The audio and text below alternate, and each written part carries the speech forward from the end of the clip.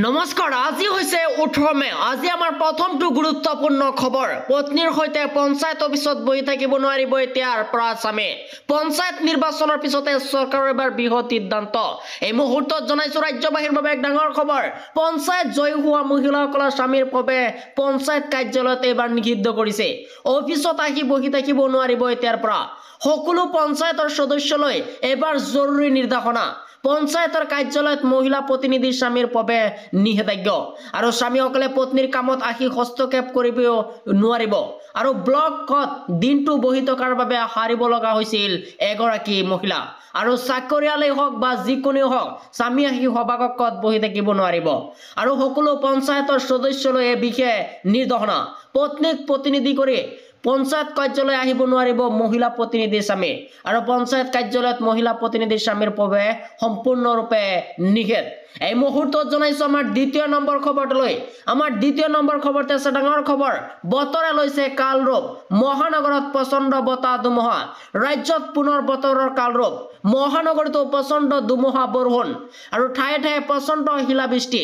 আগন্তুক 3 ঘণ্টাত 80 কিলোমিটাৰ বেগত অহা ধুমুহাৰ পূৰ্ণ সম্ভাৱনা আৰু ধাৰাসাৰ বৰষুণ আৰু বজ্ৰপাতৰ বাবে হাই এলাৰ্ট জাৰি কৰা হৈছে আৰু বতন বিজ্ঞান কেন্দ্ৰই কেইবাখনো জিলাত জাৰি কৰিছে এই সতৰ্কবাণী গুৱাহাটী মহানগৰৰ ধাৰাসাৰ বৰষুণৰ বাবে ব্যাহত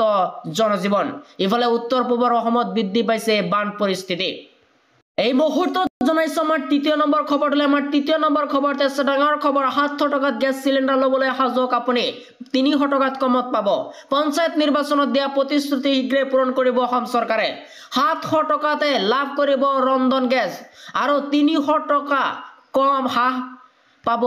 ৰন্ধন গেছৰ মূল্য আৰু মুখ্যমন্ত্ৰী ডক্টৰ হিমন্ত বিশ্ব শৰ্মাৰ এবাৰ বৃহৎ সিদ্ধান্ত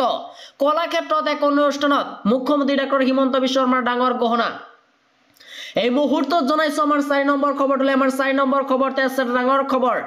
আইএছআইৰ নিয়ন্ত্ৰণত পাকিস্তানলৈ গৈছিল গৌৰৱ গগৈ মুখ্যমন্ত্ৰী হিমন্তৰ বৃহৎ ঘোষণা আইএছআইৰ নিয়ন্ত্ৰণত পাকিস্তানলৈ গৈছিল গৌৰৱ গগৈ মুখ্যমন্ত্ৰীৰ বৃহৎ ঘোষণা পাকিস্তান চৰকাৰৰ গৃহ বিভাগে নিয়ন্ত্ৰণ দিছিল গৌৰৱ গগৈক মুখ্যমন্ত্ৰীৰ মন্তব্য এএছআইটিৰ তদন্তয়ে বিস্ফোৰণ তথ্য ফাদিল কৰিছে 10 ছেপ্টেম্বৰত সংবাদ মেল পাতি সকলো তথ্য ফাদিল কৰিম বুলি ভয়ংকৰ হুংকাৰ এবাৰ মুখ্যমন্ত্ৰী ডক্টৰ হিমন্ত বিশ্ব শৰ্মাই গৌৰৱ গগৈক এইটো এটা বহু সিৰিয়াছ অফেন্স বুলি মন্তব্য মুখ্যমন্ত্ৰী গৰাকীৰ আৰু আইএছআইৰ নিয়ন্ত্ৰণত পাকিস্তানলৈ গৈছিল বুলি গৌৰৱ গগৈ মুখ্যমন্ত্ৰীৰ এবাৰ বৃহৎ ঘোষণা পাকিস্তানৰ চৰকাৰৰ গৃহ বিভাগে নিয়ন্ত্ৰণ দিছিল গৌৰৱ গগৈক আৰু এএছআইটিৰ তদন্তত এই ভয়ংকৰ বিস্ফোৰক তথ্য ফাদিল হৈছে আৰু 10 ছেপ্টেম্বৰত সংবাদ মেল পাতি সকলো তথ্য ফাদিল কৰিব মুখ্যমন্ত্ৰী গৰাকীয়ে আৰু এইটো এটা বহু সিৰিয়াছ অফেন্স মুখ্যমন্ত্ৰী গৰাকীয়ে মন্তব্য কৰিছে আৰু এই আইএছআইৰ নিয়ন্ত্ৰণত পাকিস্তানলৈ গৈছিল বুলি মুখ্যমন্ত্ৰীৰ ঘোষণা